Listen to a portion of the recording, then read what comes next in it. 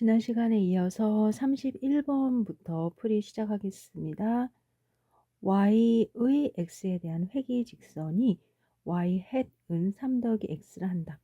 여러분들 y hat과 일반적으로 y는 좀 다른 건 아시죠?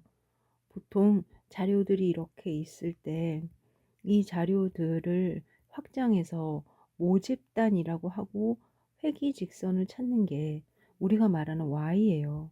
그래서 베타0 플러스 베타1 x 그 다음에 뭐 이렇게 찾는 거거든요. 그런데 현실적으로는 아마 몇 개 안 되는 이러한 자료들을 가지고 가장 최적이 되는 회귀직선을 찾는 거잖아요. 그렇기 때문에 회귀직선을 찾을 때는 또 다른 이런 값이 되겠죠.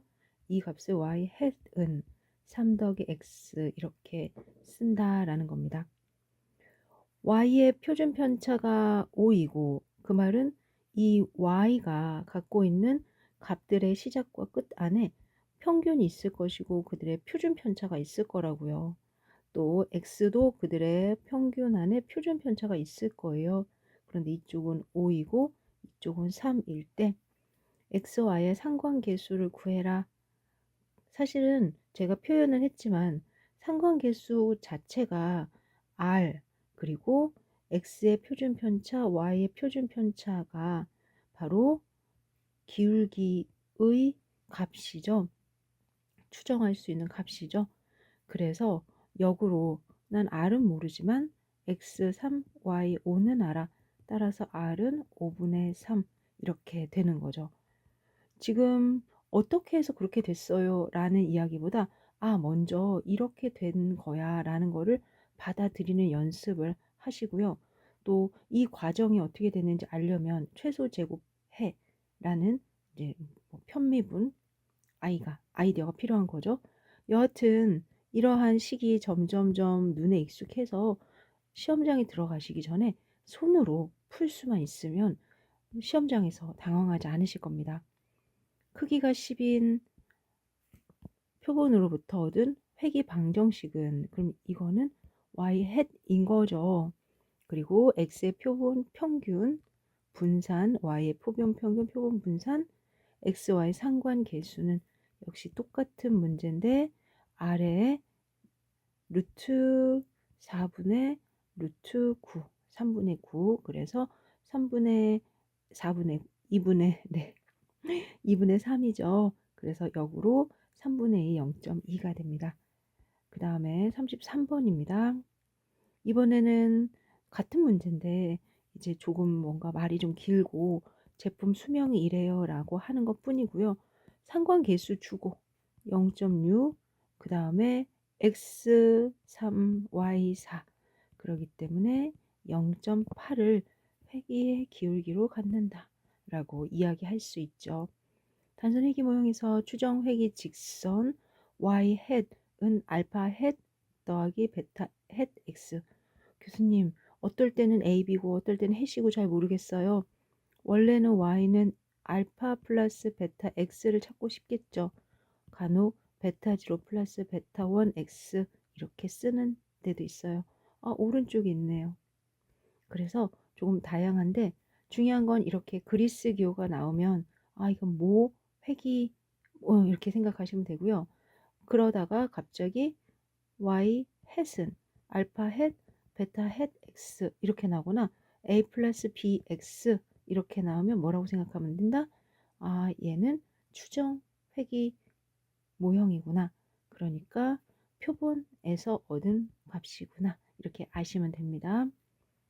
34번 12개의 자료로부터 독립변수 x와 종속변수 y의 평균 2, 3, 분산은 모두 1이다. 이들의 분산이 1이니까 표준 편차도 다 1이겠죠? 표본 상관계수가 0.5, 회귀 직선은 그랬습니다. 우선은 기울기가 필요하잖아요. 그래서 기울기는 0.5 곱하기 1이니까 0.5가 되고요. 평균이 2하고 3이잖아요. 그러면은 y는 a 플러스 0.5 곱하기 x 그래서 2가 답이 돼서 4다. 정말 어렵지 않은 문제들 계속 확인하시면서 연습 연습만이 길이다. 이번에는 똑같이 회계계수의 추정인데 준 자료들이 시그마 제곱, y 제곱 뭐 이렇게 있어요. 그러면 베타 햇 1은 r sx분의 xy도 있지만 sxy에 sxx도 있죠. 따라서 여러분들 지금 사실은 이거가 sxx야 아니라고 그랬죠. 원래는 여기에 밑에 n-1이 있어야 sxx다. 그 다음에 이것도 밑에 n-1이 있어야 sxy다 이랬는데 결국 모여서 나눠지니까 뭐만 남는다? 이쪽은 마이너스 10, 20이 남아서 마이너스 2분의 1이다 라고 여러 번 말씀을 드렸습니다. 다시 밑에 식이 있는데 이 sxy가 이거구나, sxx가 이거구나가 아니라 여기를 분모 n-, 분모 n-로 나눠야 되는 거예요. 그런데 나눠져 있기 때문에 이렇게 바로 문제를 풀 수 있다. 지금 기울기와 절편을 물어봤을 때 기울기를 구할 수 있는 조건이 바로바로 주어지더라고요. 따라서 13을 10으로 나누면 1.3, 1.3이요. 이렇게 얘기하시면 되고요. 그럼 7은 a 플러스 1.3 곱하기 4. 그래서 답은 1.8을 절편으로 갖는다. 이렇게 식을 세울 수가 있고요. 보통은 이제 점점 기울기가 익숙해지면 그렇게 해서 기울기를 정해도 되지만 만약에 y는 a 플러스 bx 첫 번째 기울기가 0.77x라면 a와 어떻게 관계가 되나, 또 y는 a 플러스 1.30x라면 어떻게 되나, 그러면서 이 값에 7, 4를 넣어서 a가 맞는지 7, 4를 넣어서 a가 맞는지 찾아보는 것도 하나의 방법이다. 이렇게 말씀을 드렸죠. 맞아요. 하지만 기울기를 구할 수 있으면 구하고 찾는 것이 가장 지혜로운 방법이기도 합니다. 그래서 1.3 직접 넣어서 1.8을 구할 수가 있는 거죠. 9개의 관찰값으로부터 단순 회귀 모형을 추정해라. 그러면 좀 전에도 이야기했던 것처럼 혹시 여기에 15.1을 넣고 이 자리에 5.9를 넣었을 때 맞는 건 어떤 거지? 해도 되고, 현재 sx, xy가 있으니까 112.1을 40.9로 나누는 거 x 더하기 a에 y 햇은 하고 계산해도 된다라는 거죠. 우선 기울기는 2.74 이렇게 해서 플러스 2.74가 나오고 거기에 a는 마이너스 1.07, x에다가 5.9 넣고 y에다가 15.1을 넣으면 답이 된다. 37번, 36번 다 비슷한 문제에서 조금씩 모양새가 달라지니까 여러분들이 지혜롭게 선택하시면 어떨까 이런 생각이 듭니다. 그럼에도 불구하고 평균을 반드시 지나야 되니까 혹시 넣어보는 건 어떨까요? 하는 말씀을 드릴 수가 있을 것 같아요. 38번이 계산하기가 조금 버겁습니다. 앞서 했었던 37번과 비교해 보실래요? 그러면 어떻게 다르죠? 37번은 SXX 이렇게 준단 말이에요. SXY. 그런데 이쪽에 있는 39번, 8번은 그렇게 주지 않고 그냥 시그마를 줬어요. 그렇기 때문에 여러분들이 식 하나를 좀 기억을 하셔야 돼요. 우선 분명한 건 우리도 베타를 추정하기 위해서는 뭐가 필요하다? 이 두 개가 필요해요. 그런데 없단 말이죠. 그럼 만들어야 되는 거죠. 맞아요. 1번 SXY를 만들고 싶다. 그러면은 XI에서 X바를 빼고 YI에서 Y바를 뺀 거, 그거를 시그마 해야 되는 꼴이고요. 2번 SXS를 만들고 싶다. 그러면 XI에서 X바를 빼서 제곱을 한 다음에 시그마를 하면 되는 거예요. 그러면 이거를 다 전개할 것이냐? 뭐 전개해도 돼요. 그게 더 자연스러울 수도 있을 것 같아요. 그래서 시그마를 제외하고 저 SI, YI 마이너스 Y바 XI 마이너스 X바 YI 더하기 X바 Y바의 곱하기 이렇게 해서 그 값을 넣을 수도 있고요. 이거를 한번 다시 정리하잖아요. 그러면 그 전체의 개수인 10개 그래서 시그마 XI, YI 빼기 10개의 X바 Y바 그 다음에 이쪽도 역시 시그마 XI의 제곱 빼기 10개의 X바 요 식을 기억해 주는 것도 좋을 것 같아요. 우리가 분산을 계산할 때 지금과 같이 요 방법을 쓰잖아요. 이제 역으로 한번 사용해 보는 거죠. 그러면 XI, YI는 답이 152.7이고 X바 Y바는 3.9 그 다음에 19.3 또 XI 제곱은 35.1이고 10배에 3.9 그래서 앞에 있는 37번을 그대로 유도하고 이용하되 우리가 사용해야 되는 방법은 nx바 y바 nx바 제곱이었다라는 거예요. 그 결과 0.387이 나오죠. 교수님, 저요 이게 왜 이렇게 되는지 모르겠어요. 예를 들어서요. 여러분들 지금 SXX 한번 제가 유도해 볼게요. 여기까지 오면 시그마 xi 제곱 마이너스 2xi x바 플러스 x바의 제곱 이렇게 되고 시그마 xi 제곱 마이너스 2x바는 상수니까 빼고 시그마 xi 더하기 10배의 x바의 제곱 이렇게 되는데 아래 n을 그러니까 10이면 10을 우리 n이라고 합시다. n 그리고 n으로 시그마를 나누면 x바가 되죠. 그러면 앞에 n을 곱해줘야 되겠죠. 뒤에 있는 이 두 개의 식을 한번 정리해 보는 거예요. 그러면 바로 n, 2n x바의 제곱 빼기에 더하기 n x바의 제곱 그래서 마이너스 n x바의 제곱이 되는 거예요. 이 과정이 위에도 있고 아래도 있는 거예요. 이거는 소소하게 사용이 됩니다. 따라서 여러분들이 xi 제곱 빼기 n배의 x바의 제곱 한번 입에서 계속 뭔가 반복될 수 있으면 연습해주면 어떨까 하는 생각이 듭니다. 위에는 n이 10개여서 10 x바의 제곱 10 x바 y바 참고로 위에 있는 식은 공분산식이고 아래에 있는 식은 x의 분산식인데 x의 분산식도 xi 마이너스 10의 x바 x바 위에 있는 식은 xi yi 마이너스 10의 x바 y바 어때요? 똑같죠? 모양새가 그 대신 하나는 xx 하나는 xy고요. 또 나중에 뭐 yi 마이너스 10의 y바 y바 이렇게 또 쓰겠죠. 38번까지 다양한 유형의 그런 문제들을 풀었고요. 최소 제곱법에 의한 회귀 직선은 하고 물어봤습니다. 그러면 보통 x 바를 구하고 y 바를 구해서 그들의 평균이 지나는가를 보는 게 좋을 것 같아요. 이거는 아무리 생각해도 와 이걸 값을 아래와 같이 구한다고? 이렇게 그런데 제가 얘기했지만 최종적으로 y 바 안에 x 바의 값을 넣어서 마이너스 6이 되는지 찾는 것도 쉽진 않거든요. x바 y바가 4, 24입니다.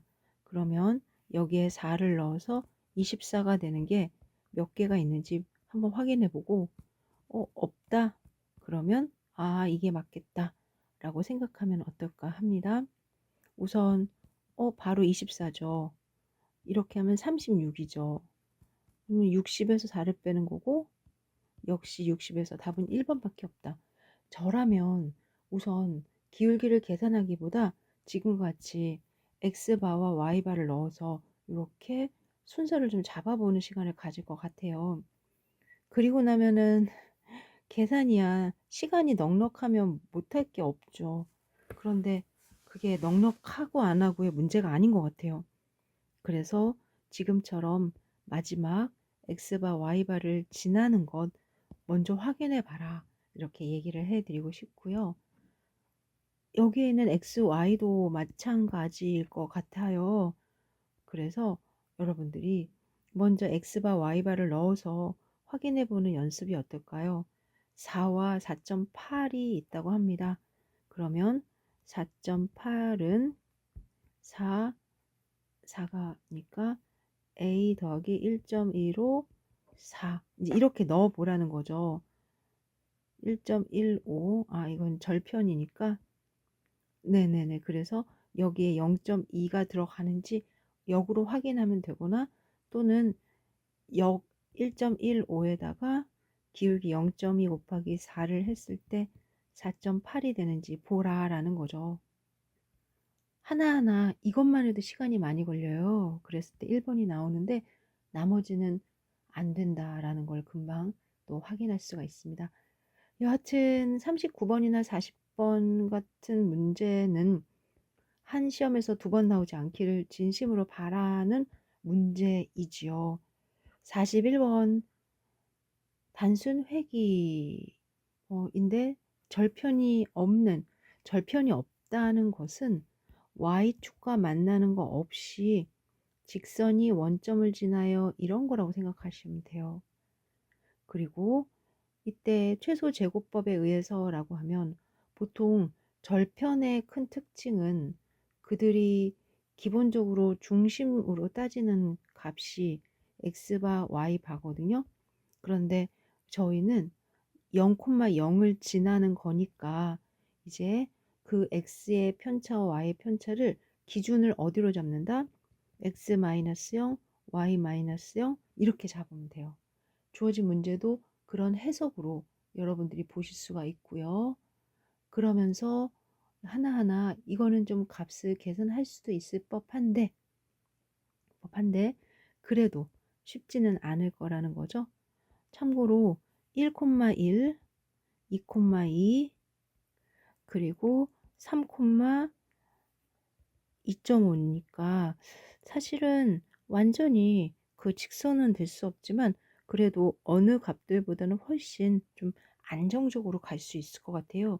그래서 기울기도 1에 거의 근사하게 추정할 수 있지 않을까 하는 게 제 생각이기도 합니다.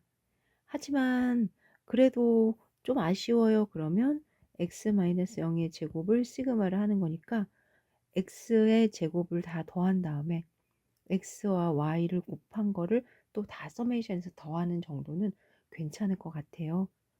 따라서 1의 제곱, 2의 제곱, 3의 제곱, 그 다음에 1, 1, 2, 2, 4, 그 다음에 3, 25, 2.5 해서 그 값을 가지고 아래에 있는 것처럼 12.5를 14로 나누는 건 여러분들 어떠세요? 한번 해볼 만 하죠. 값이 아주 크지도 않고. 42번부터는 다중회귀 모형에 대한 아주 중요한 식이 보입니다.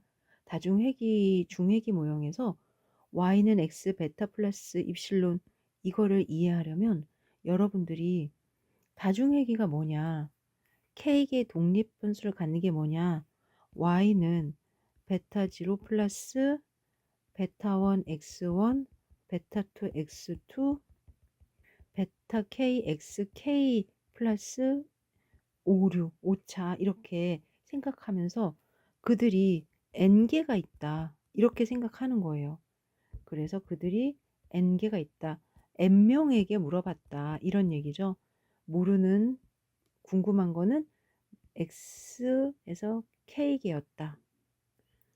이렇게 n명의 자료 모두를 한 번에 정리한 것이 왼쪽에 x1,yn을 이렇게 y라고 통으로 묶은 거고요. 그 다음에 행렬을 조금 배우신 분들은 지금 중간에 있는 여기까지에다가 마지막에 입실론 1부터 입실론 n까지를 또 넣은 거라고 생각하시면 돼요. 그리고 이들이 모인 모양이 베타 0, 베타 1, 베타 k 그리고 1, x11, x12, x1k 이런 식으로 지금 모인 거예요. 그래서 아래 y는 왼쪽에 행렬 벡터죠. x가 n 바이 k 플러스 1 행렬이고, 그 다음에 다시 베타가 우리가 구하려는 추정식 b가 될 거예요. 즉 베타0, 베타 k를 찾기 위해서 지금 하고 있는 거거든요. 그 다음에 입실론은 이제 오차가 있을 것이다, 이렇게 보는 거고요. 보통 이 각각의 문제를 미적분에서도 풀 수 있고 선형대수에서도 풀 수 있고 통계에서도 풀 수 있는데, 현재 이 포맷은 선형대수 포맷이죠. 선형대수학이 뭐예요? 라는 것보다는 지금처럼 우리가 갖고 있는 이 추정식, 이제 4번이 답인데, 이 식을 정규방정식이라고 불러요. 정규방정식은 내가 구하고자 하는 이들의 값을 추정할 때 어떤 식으로 이끌어낼 겁니까? 라는 거죠. 그리고 우리는 x 베타 마이너스 y를 이제 최소로 만들기 위해서 이 값을 제곱을 해서 다 뭔가 좀 전개를 하고 등등을 할 거거든요. 결과적으로는 지금의 이 y하고 x 베타는 같은 건 아니지만 같을 수 있는 최적의 베타를 찾다 보니까 베타의 트랜스포즈에 x 트랜스포즈 x의 역행렬을 곱하는 것처럼 역시 y에도 x의 트랜스포즈에 x 트랜스포즈 x의 역행렬을 구하게 되더라라는 겁니다. 지금 베타에 상응하는 b를 찾는 거잖아요. 다시 말하면 우리가 베타 대신에 쓸 수 있는 b는 여하튼 y와 같아질 거야 라는 해석으로 역으로 b를 찾는 거예요. 그 결과 이러한 식이, 단 여러분들 지금 여기 y 프라임이 있는데 y 프라임은요 이쪽으로 와서 뭐래요? x의 전체 행렬이야 그랬어요. 전체 행렬이라는 건 위치가 바뀐 행렬이거든요. 예를 들어서 1, 2, 3이야. 그러면 이거의 전체 행렬은 보통 트랜스포즈라고 하는데 1, 2, 3 이렇게 위치가 바뀝니다. 그럼으로써 우리가 알고 있는 행렬에 뭔가 좀 역행렬이 가능하도록 포맷을 만들 건데요. 핵심은 뭐가 됐던 지금 여러분들이 안다 모른다 안에서 제일 복잡하고 길어 보이는 게 정규 방정식이다. 다시, 제일 복잡하고 길어 보이는 게 정규 방정식이다. 이해가 되셨어요? 그리고 그렇게 가르치면 안 되죠. 제가 지금 여러분들께 유도해 드리는 시간에 전략을 드리는 거죠. 그리고 여기 요거 있죠. 이거 다시 오른쪽으로 올라오면 지금 또 공분산 행렬을 찾아라. 그럼 b를 앞에서 구했는데 b의 베리어블을 찾아라 라는 거예요. 그러면 또 복잡해 보이는 것 중에서 뭐가 있어요? 요게 같죠. k는 안 들어가도 돼요. 갑자기 왜 k가 들어갔을까? 그래서 1번이 답입니다. 따라서 42번과 43번에서는 이렇게 생긴 게 여하튼 있었던 거고, 그 다음에 42번에서는 거기에 x의 트랜스포즈를 y에 곱한 것이 한 번 더 있었어요. 이제 이러한 약간의 노련함으로 42번, 43번을 한 번에 쑥 퉁치고 가능하면 많이 보고 시험장 가서 헷갈리지 않게만 하시면 어떨까 하는 게 제 조언입니다. 44번입니다. 다음 그림은 모회기선과 표본회기선을 나타내는 것이다. 알파, 베타가 있으면 모회기선이고요. AB가 있으면 표본회기선이에요.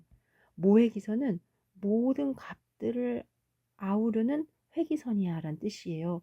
그랬을 때 이 선의 값에서의 그 원래의 yi의 차이는 진짜 오차예요. 입실론 i.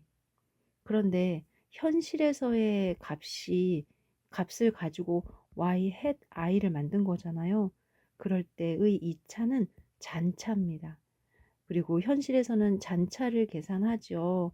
그러니 잔차는 어디 있어요? 하고 얘기하면서 이 i는 오차고 그 다음에 입실론 i는 오차고 이 i는 잔차구나.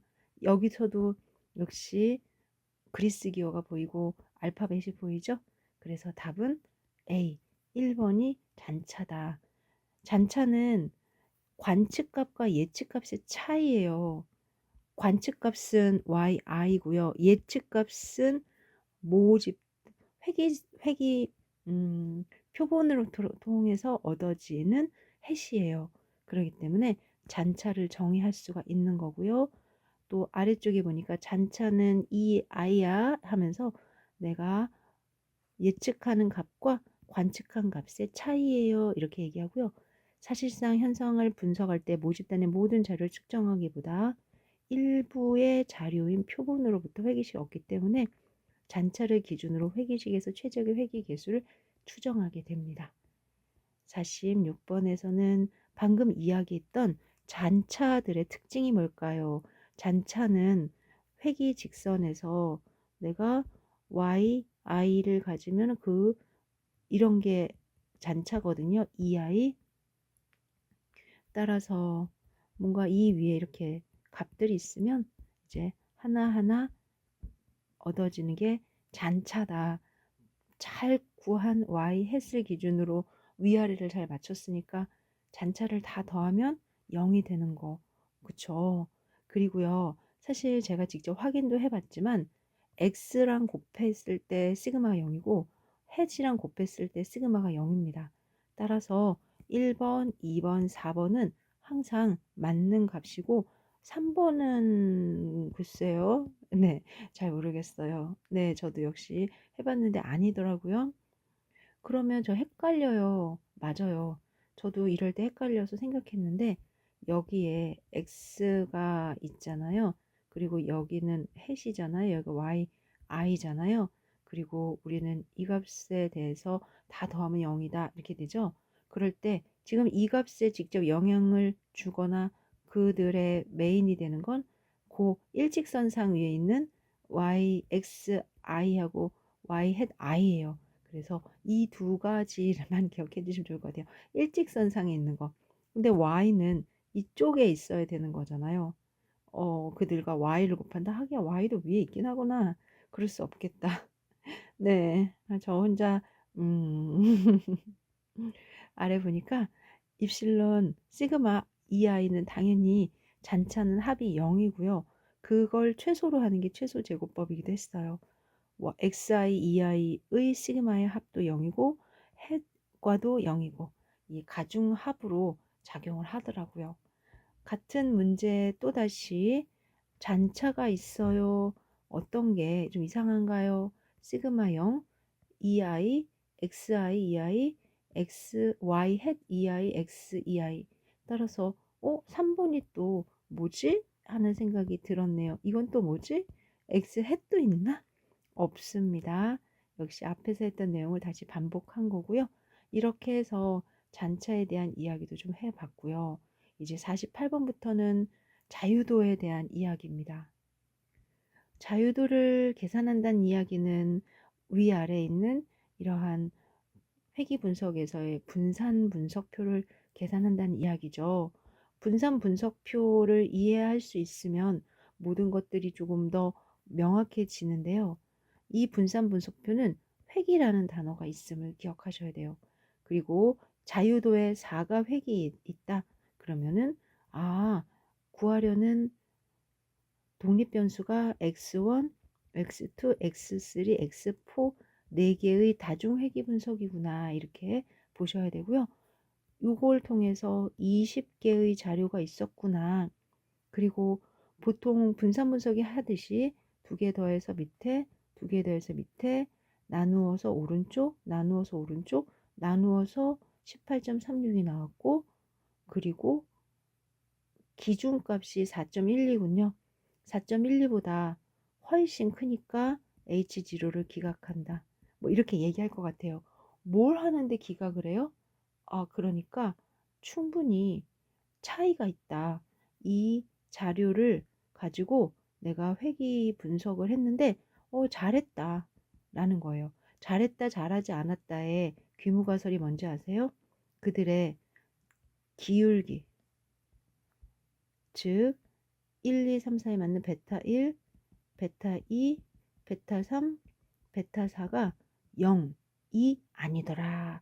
즉 하나라도 이들의 관계를 잘 나타낼 만한 그런 기울기가 있더라. 이게 바로 모형을 마지막에 평가하는 내용입니다. 지금 읽어보니까 독립변수가 4개인 중회기 모형인 거죠. 이 표현 안에서 표를 잘 이해하면 되고요. 그리고 자유도는 어디서 나왔다? 외로워서 나 지금 K개의 독립변수가 있어요. 그러면은 우선 회귀의 자유도는 K, 그 다음에 전체 N개예요. 그랬으니까 총 개의 자유도는 n-1. 그러면 중간에 잔차의 자유도는 여하튼 2개를 더해서 이쪽이 되니까 n-k-1이 되는 거죠. 지금 순서가 어떻든 값들이 있는 것만 찾아도 k, k, k, n-k-1, n-1, 3번이죠. 지금 자유도와 관련해서는 사실 더 심층적인 해설이 필요합니다만 정보력에 입각해서 k, n-, n-, k-1 이렇게 꼭 기억해 주시면 될 것 같고요. 표본의 수가 n이고 독립변수가 k인 중회기 모형의 분산 분소표에서 잔차 제곱합의 자유도는 그럼 n-, k-1이다. 그리고 독립변수가 5개인 100개의 자료에서 그러면 5, 99, 94 바로 이렇게 넘어가서 잔차의 자유도는 얼마냐?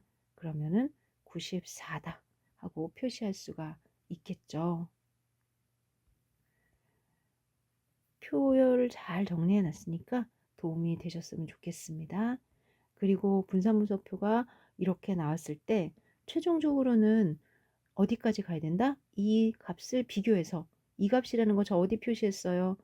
여기는 이 두 값을 얘기하는 거예요. 비교해서 이건 기각할게요가 있고요. 마지막으로 결정계수 있습니다. 663.3과 550.8 사이에 전체의 비율이 충분히 크네. 그러면 회귀 모형이 설명력이 있구나. 이런 아이디어가 있는데 결정계수에 대해서도 바로 나올게요. 관측값 12개니까 요 밑에 개가 있었다면 11, 그 다음에 단순이니까 1, 10은 기억은 10. 그래서 나누면 1, 나누면 22, 또 나누면 3. 그래서 답은 1번이 바로 됩니다.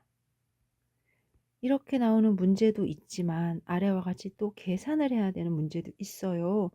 그러면 여러분들이 이 분석을 어떤 식으로 할 것이냐 라고 봤을 때 회귀는 그 각각의 기준에서 이루어지는 거고요. 오차, 잔차는 값에서 y 해까지의 내용을 담고 있었죠.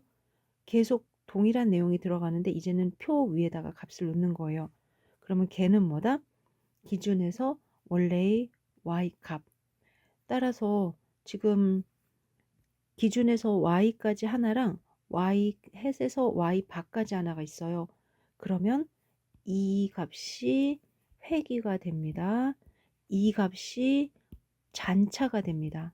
따라서 1100, 그 위에 110, 그리고 합쳐서 그 다음에 전체 99, 독립변수가 3, 96 이렇게 계속 그러면은 오차 분산의 추정값이라고 했으니까 1100을 96으로 나누면 얼마가 될까요? 이런 내용이죠. 11.46. 교수님 저요 이거 좀 헷갈려요. 네 맞아요. 그러니까 이렇게 생각하시면 돼요.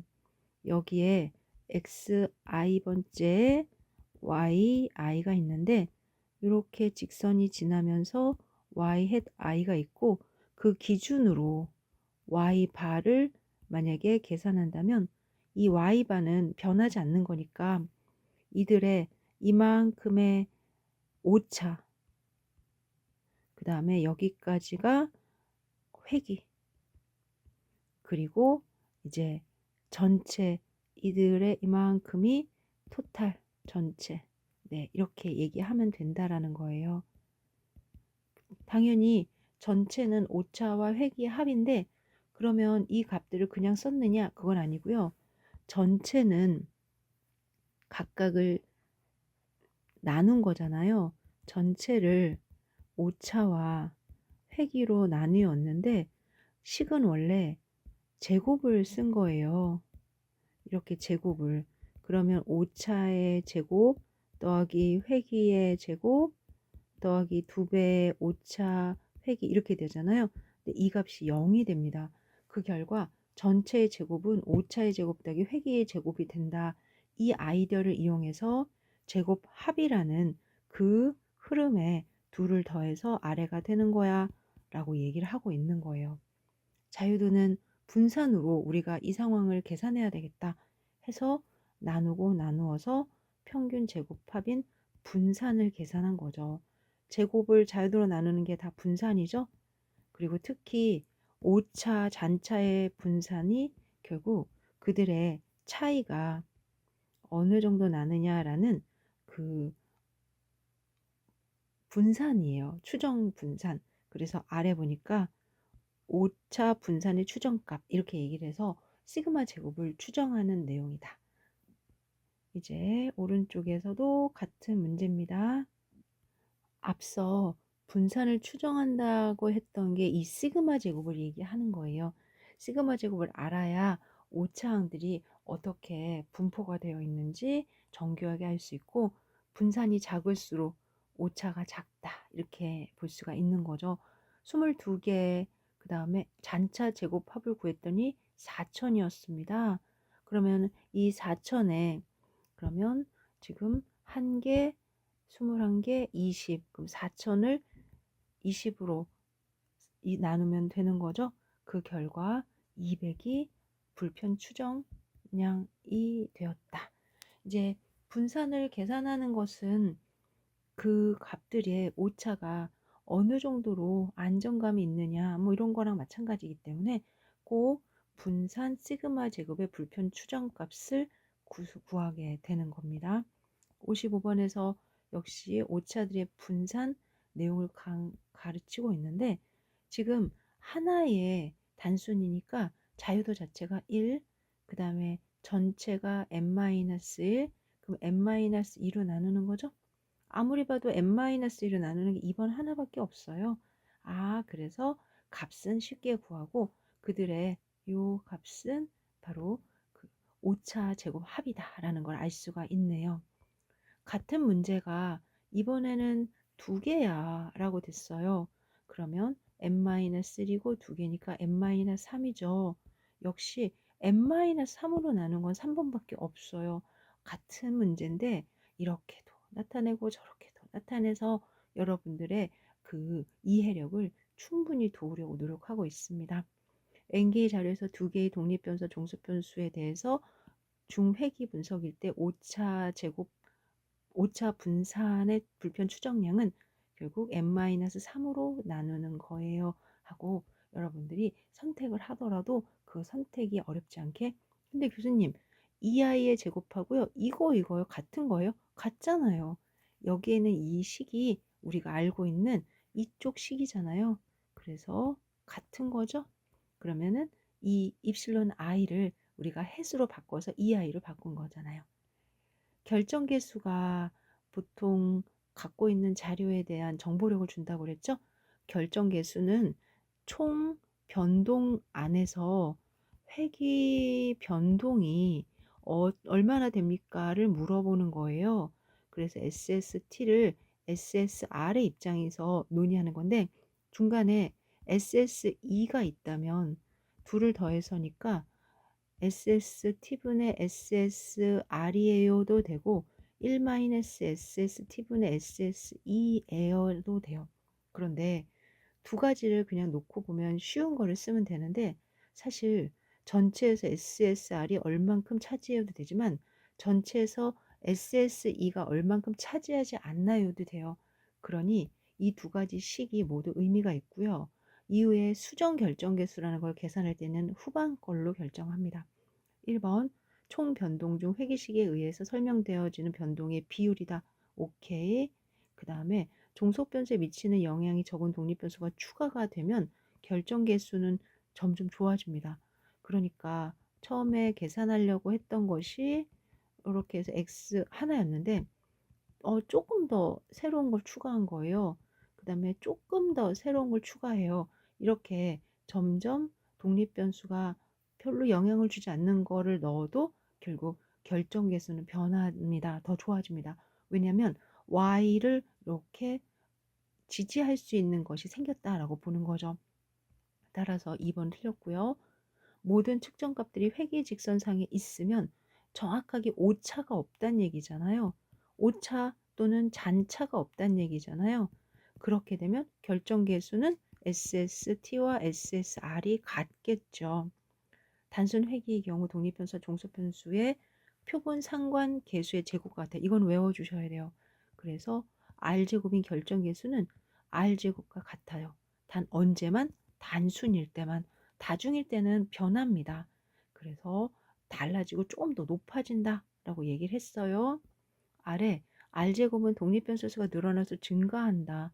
종속변수에 미치는 영향이 적은 독립변수 추가되어도 결정계수는 증가한다 라고 되어 있으니 이제 지식적으로 좀 알고 계시면 좋을 것 같습니다. R제곱에 대해서 틀린 것은 3번 어때요? 측정값이 한 직선상에 놓이면 너무 표현을 잘한 거니까 0이 아니라 1이 되어야겠죠. 나머지는 방금 했던 내용이랑 같은 거니까 넘어가도록 하고 59번에서도 결정계수가 1이면 이제 단순입니다. 그럼 R제곱이 1이면 그 값은 R제곱이라는 상관계수 제곱이 되니까 따라서 R은 플러스 마이너스 1이 되죠. 그런데 플러스 마이너스는 언제예요? 만약에 그들의 관계가 이렇게 되면 플러스 1이 되고 그들의 관계 이렇게 되면 마이너스 1이 되니까 그 기울기의 부호를 따른다. 결정계수는 오차의 변동 대비 회기의 변동? 오차와 회기? 아니, 전체와 회기겠지. 2번은 아니네. 추정의 표준 오차는 잔차에 의한 식으로 계산된다. 표준 오차 앞서 시그마 제곱 5 많이 했잖아요. 루트를 씌울 건데 잔차에서 끌어오는 거죠. 여러분들 4번이요. F 값을 우리가 앞서 이렇게 구했잖아요. 분산 분석에서. 그리고 이 값이 단순 회귀에서는 여기서 끝나는 게 아니라 기울기의 유의성 검정에서도 같이 영향을 받습니다. 그리고 F 값은 T 제곱 값이다 라고도 좀 기억해 주셔야 돼요. 이거는 한 번 봐서는 안 되겠지만 그래도 꼭 기억해 주셔야 되는 부분인데요. 4번에서 모형의 F 검정의 유의성은 기울기의 유효성 검정과 항상 네, 유의하면 유의하다. 왜 그런지 아세요? 단순 회귀에서는 베타 1이 0이냐라는 귀무가설에 대립가설이 베타 1이 0이 아니다 이렇게 쓰는데 베타 1이라는 건 결국 모형을 만들 기울기잖아요. 단순히 기울기로 보는 게 아니라 모형으로 보면 F 검정이 되고 기울기가 0이니 아니니 그러면 기울기 유의성이 돼요. 같은 귀무가설, 같은 검정이기 때문에 그 결과가 동일하다라고 볼 수 있고요. 또 F 값은 기울기에 대한 T 값을 제곱한 겁니다. 이 정도 조금 새롭지만 꼭 체크해 두시기를 바라고 아래에는 따로 없어서 제가 4번만 다시 한번 설명을 해드렸어요. 60번 단순 회귀 모형에서 최소 제곱법으로 추정을 했는데 결정 계수에 대해서 틀린 것은 지금 1번 앞에서 읽었고 2번도 읽었고 3번 어때요? 단순 회귀의 결정 계수 R제곱은 X와의 상관계수와 직접적 관계가 없다? 있었잖아. 그런데 또 4번을 읽어보니까 그들의 상관계수는 앞에 결정계수에 이렇게 된다는데 그럼 관계가 있는 거죠. 누가 맞을까요? 네, 4번이 맞고 3번이 틀렸어요. 이때 기울기가 음수이면 마이너스, 양수이면 플러스를 가지고 우리는 결정계수를 이용해서 상관계수를 계산할 수 있습니다. 아래 이들의 상관계수는 회귀결정계수의 부호, 회귀계수의 부호가 같고요. 그리고 루트, 제곱근으로 사용이 된다. 직접 계산을 했을 때 가장 확실히 보이는 건 이거죠. 그런데 3 번을 보니까 왜 분모에 회귀 제곱합이 있지? '아 틀렸다.' 그래서 3 번은 아니다. 이렇게 되고요. 그리고 네, 또 한 번 정리가 되어 있으니 그 정리 SST분 SSR 그리고 같은 선상에서 여러 가지 표현이 다를 뿐이다. 두 변수 가족 수와 생활비 간의 상관계수가 0.6이라고 합니다. 그러면 이 생활비의 변동의 몇 퍼센트가 가족 수로 설명되나요? 설명되어진다라는 게 결정계수인데요. 결정계수는 0.6의 제곱, 66의 36, 그래서 36%로 소개가 되겠죠. R제곱을 결정계수라고 부를 때 이유도 좀 왜 R의 제곱일까? 네, 이런 생각을 혼자 해보게 됩니다. 결정계수는 보통 곱하기 100을 이용해서 퍼센트로 나타냅니다. 63번. 나는 R제곱이 0.81인데 기울기가 마이너스야. 상관계수는 마이너스 0.9지. 이렇게 바로 이야기를 하셔도 좋을 것 같습니다. 64번에 결정계수를 구하시오.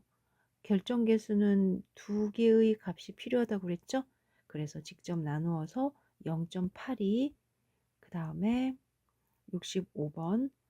지금 결석 시간과 학기말 성적 간의 상관계수를 구해라 라고 얘기했어요. 그런데 식이 추정 회귀식이 하나 있고, 그 다음에 yi에서 y바를 뺀 식이 하나 있고, 또 yi에서 y 햇 제곱을 뺀 게 있고, 그런데 이게 뭐냐면 얘가 오차죠. 잔차죠. 잔차. 그리고 얘는 전체죠. 내 값에서 전체 기울기를 뺀 거니까 2514.50과 246.72를 중간에 두고 아니다. 밑에 있어야죠. 246.72를 중간에 두고 이 값을 구해서 두 값의 비를 계산해도 되고요. 준 두 개의 값을 그대로 이용해서 4.50에서 246.72 해도 답이 나오겠죠. 아래에 0. 이렇게 하면은 얘는 R 제곱값이 나와요. 0.9019. 우리가 원하는 건 상관계수예요. 상관계수. R제곱은 다 플러스입니다. 그런데 상관계수고요. 그리고 여기에 부호를 줬어요. 여러분들 왜 줬을까요? 음의 상관이기 때문에 그렇죠. 따라서 루트 0.9019 계산기에서 루트 치면 바로 마이너스 0.95가 답이 되겠거니 하고 여러분들이 보실 수가 있습니다.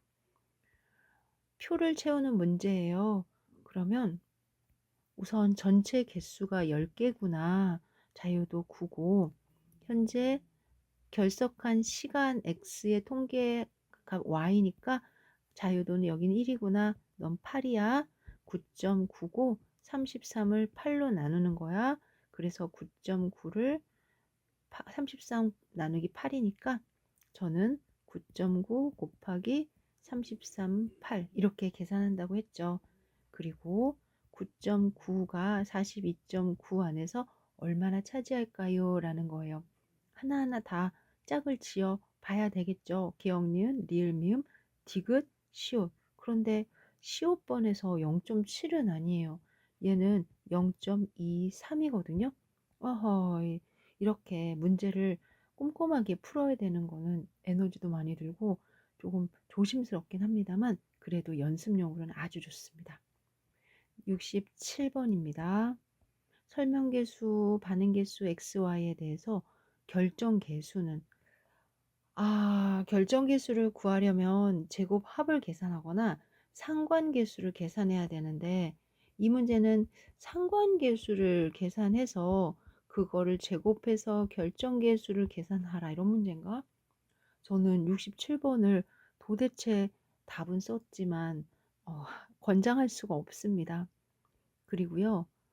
지금 그들의 값을 좀 봤어요. 그랬더니 0, 1, 2, 3, 4, 5, 4, 3, 2, 0, 마이너스 3, 마이너스 6. 제가 바르게는 못했지만 꽤 그들 사이 규칙이 보이죠. 그래서 저는 답이 4번이 아닐까 했는데, 뭐 답은 4번이라고 하더라도 여러분들이 이제 눈썰미가 있다면 이렇게 될 듯해 라고 생각해 봄직한데요. 사실 굉장히 1에 가까워야지 결정계수가 4번이 되거든요. 왜냐하면 상관계수를 제곱해서 0.946이 되기가 쉽지가 않아요. 0.9가 상관계수여도 0.81이거든요. 그래서 저라면 한 3번쯤이라고 답을 쓸 것 같지만 주어진 문제는 4번이고요. 시간이 되시면 한번 따라해 보시는 걸 권장 안 합니다. 네, 안 하는데요. 비슷하거나 동일한 문제가 나올 때가 있어요. 그러면 이거는 제일 높은 거야 라고 해주시면 됩니다. 수정 결정계수라는 단어 들어보셨어요? 수정 결정계수를 계산하기 위해서 먼저 독립변수가 2이고 표본의 수가 40이면 39, 2, 37 분산 분소표를 우선 쓸게요. SST, SSE, SSR, 그래서 SS도 좀 쓰고요. 그 다음에 SSE를 37로 나누고, 원래는 SST를 39로 나누는 건 없어요. 근데 수정 결정계수는 이 두 개의 값으로 어떻게 표현을 하냐면, 앞서 결정계수 계산할 때 어떻게 했죠? 1에서 SSE를 SST로 나눌게요 했죠? 이거랑 똑같은 포맷으로 1에서 SSE를 37로 나눈 거를 SST를 39로 나눈 걸로 이렇게 빼주시면 돼요. 그런데 R제곱이 0.4니까 얘는 R제곱은 SST분의 SSE가 아니라 R이잖아요. 따라서 SST분의 SSE가 필요한 거죠. 그러면 1에서 1 빼기 SST에서 SSE 이렇게 두시면 됩니다. 그러면 우리는 이게 필요하니까 반대로 1 빼기 SST에서 SSR이 되는 거니까 1 빼기 0.4의 제곱이 0.4가 되겠죠. 다시 위로 올라가면 1 빼기 SST에서 SSE를 그 다음에 곱하기 37, 39 이렇게 계산을 해서 논의한 결과가 바로 0.368입니다. 지금 아래 보면 식이 있는데요. 다시 1 빼기 SST를 SSE로 이 공식을 그대로 확장시켜서 1 마이너스 SSE를 자신의 자유도, 그 다음에 SST는 원래 분산으로서 n-1을 하는 거예요. 그리고 SST하고 SSE를 다시 식으로 옮겨서 정리하면은 1-n-1분의 저 잘 위로 올라가니까 n-k-1분의 n-1이 되고 1-SST분의 SSR 이렇게 돼서 최종적으로 R을 내가 R제곱이라고 하면 이 식이 여기에 있는 겁니다. 많이 사용돼요. 그 다음에 수정 결정계수를 만들기 위해서 지금 MSE하고 그 다음에 분산을 이용했기 때문에 이러한 흐름으로 수정계수가 완성이 되었구나 라고 생각을 하시고, 최종적으로 원래는 0.4였는데 수정계수는 조금 줄어듭니다. 그래서 다중회귀일 때 그들 사이에 영향을 동시에 주는 부분을 조금 보정한 것이 수정계수다, 이렇게 생각하시면 됩니다. 우선 68번까지 풀이하고 뒤에 마무리 해드리겠습니다.